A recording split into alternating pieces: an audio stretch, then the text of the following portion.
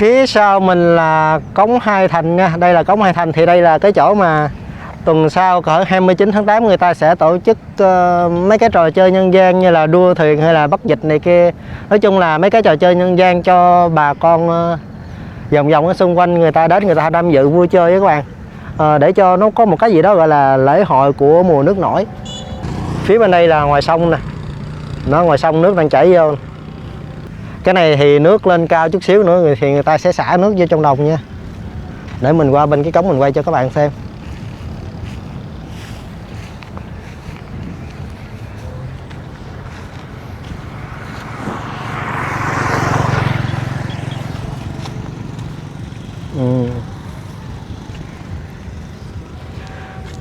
Hiện tại nước lên rất là cao nè.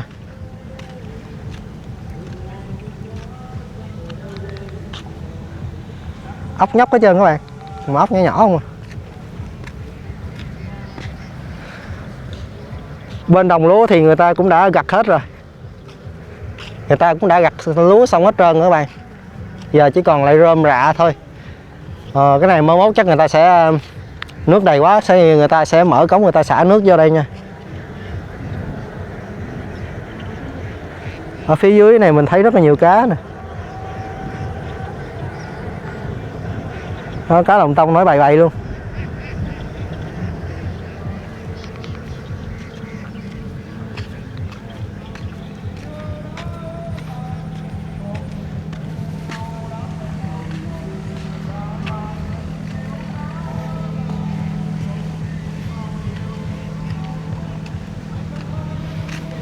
Nước lên rất là cao rồi các bạn. Cái này còn tầm 1 mét nữa là nó sẽ lên tới trên bờ luôn nha.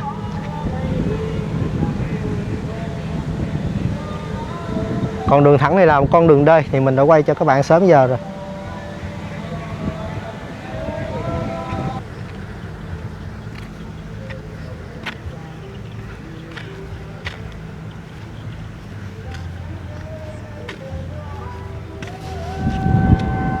Ở cái thửa ruộng bên đây người ta chuẩn bị, người ta đang đặt cái này là đặt lú.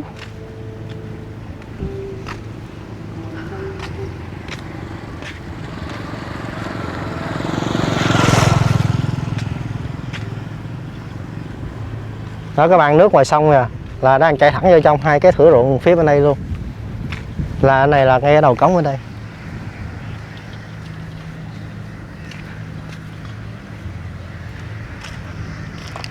Mai mốt thì người ta xả cống thì nó sẽ ngập luôn cái chỗ này. Wow.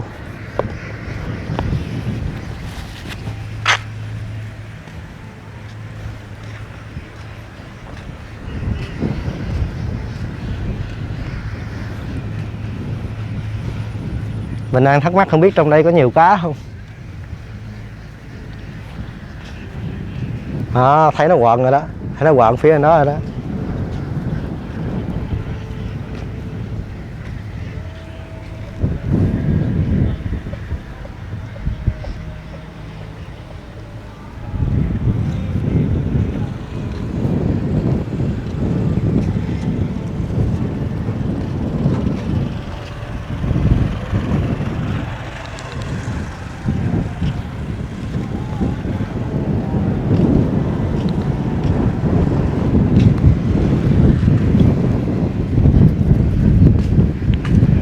Nước lên rất là cao rồi nè.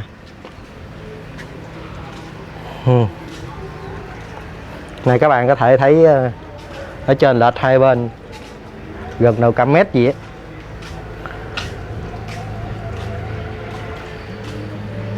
Nhìn ớn ha. Ôi, trời ơi, cống ở đây.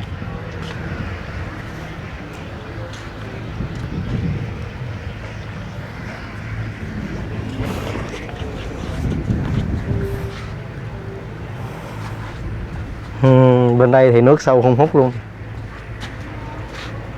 Ở đây cá nhỏ rất là nhiều nha, cá nhỏ nhỏ rất là nhiều, nước còn đang chảy vô. Còn phía bên đây các bạn coi nè, ôi ơi, nước cao gần hơn 2 mét. Nếu mà so với cái mực nước phía trong đây á thì nó chênh lệch gần 2 mét nha. Có số ở đây, mình coi mấy số coi. Ui, nhìn ghê quá các bạn. Khi mà người ta xả nước đó là người ta sẽ kéo cái miệng cống này lên, bắt đầu nước sẽ vô ào ào luôn. Mình không biết bữa nào người ta sẽ mở cống. Để mình lên mình hỏi chú.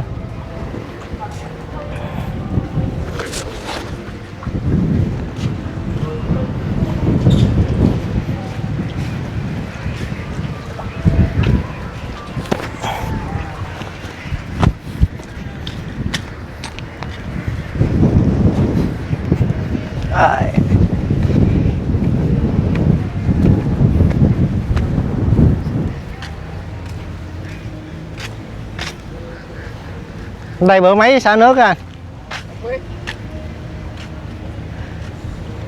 Không biết luôn à?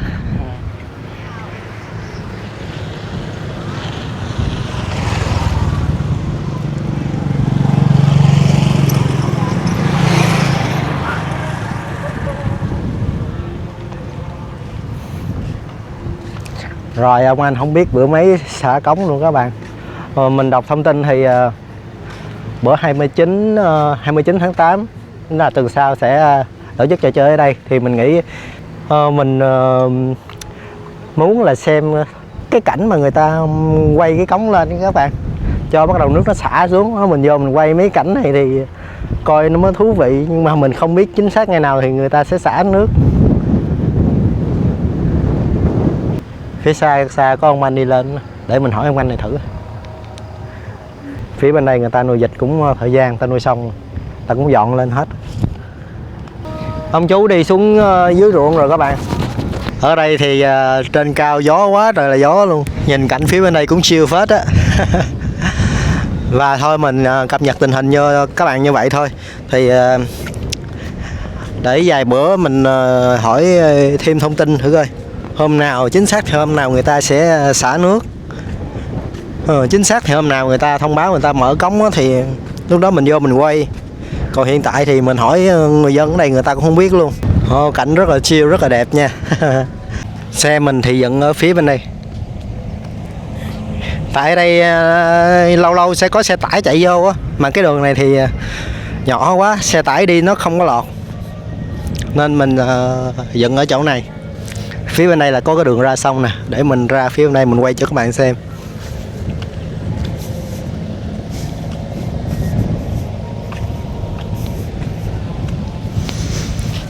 Nhìn nước muốn câu cá ghê á.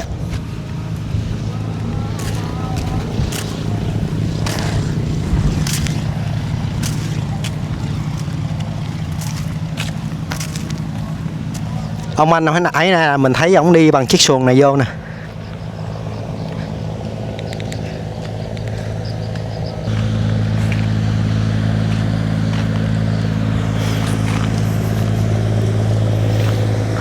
Nước ngoài sông nè các bạn. Hiện tại lên rất là cao rồi nha.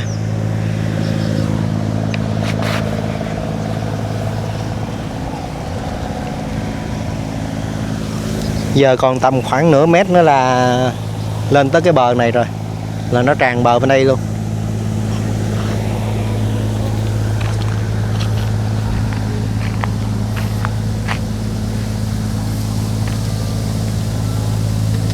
Cảnh rất là đẹp, khá là đẹp. Nước sông. Nhìn mấy chỗ này cảm giác như mình muốn thả câu xuống mình câu cá liền luôn.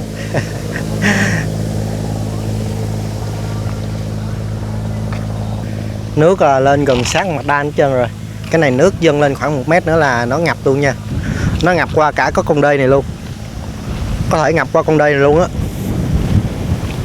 Là bắt buộc người ta cũng phải xả cống thôi.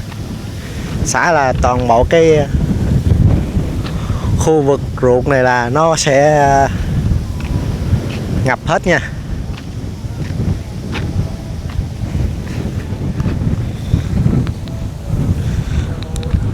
Mình nghía mấy cái gốc cột cây cột điện này nè, coi có cá quợn không nè, để coi như là cái địa điểm câu. Một bên là đầy nước nè, một bên thì vẫn còn được bảo vệ nha.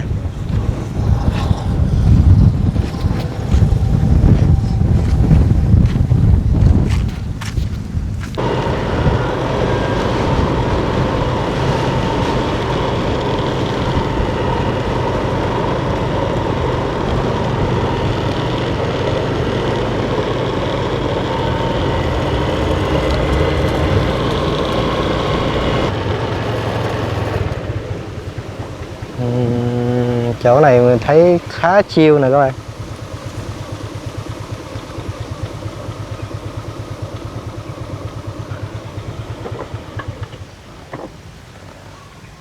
Đó, cái ao nước mà vẫn chưa thấy con cá nào.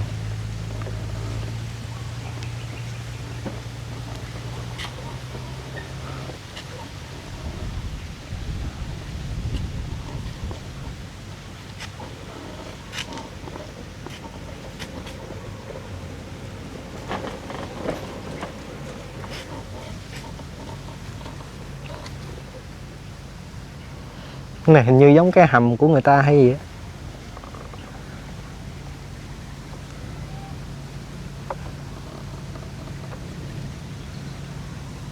Cũng không thấy cá quọn.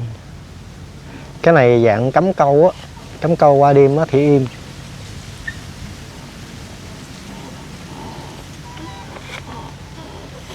Thì mình chạy thử cái đường này nha.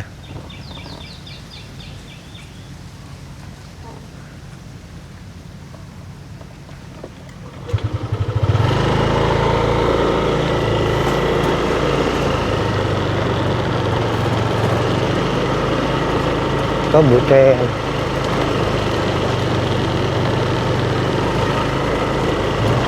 Không biết chỗ này câu cá sẽ thế nào. Vậy nhưng mà nước nó lâu năm nó y chang vậy luôn á, thì mình thấy là mấy cái địa điểm câu cá này thì nó ok.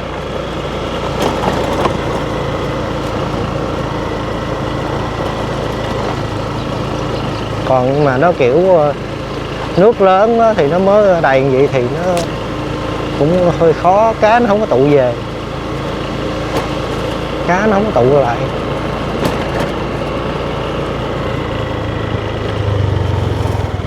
Đó, các bạn coi nước sông nè,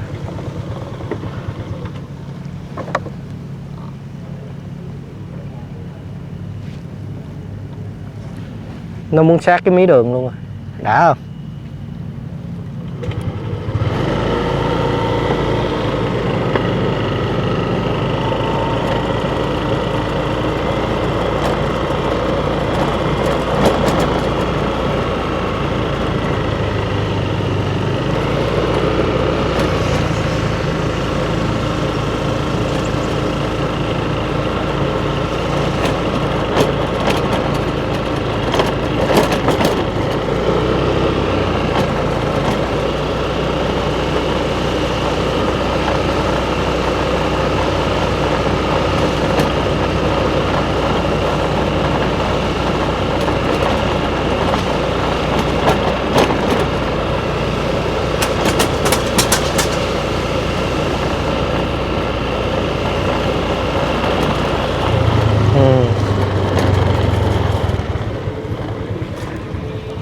Các bạn coi cái chỗ này, nước nó ngập tới cái mí đường luôn rồi chứ không sát nữa. Do cái đường chỗ này nước nó thấp á.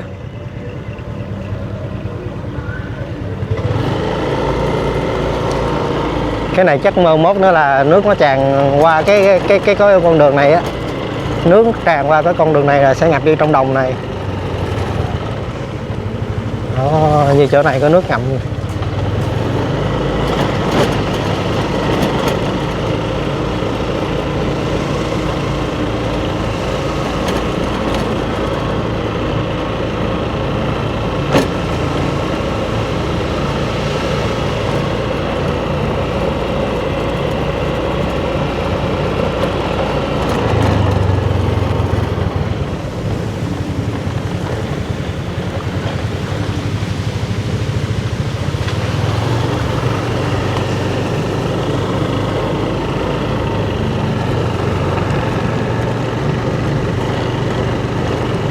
Cái con đê này sắp bị ngập qua luôn rồi.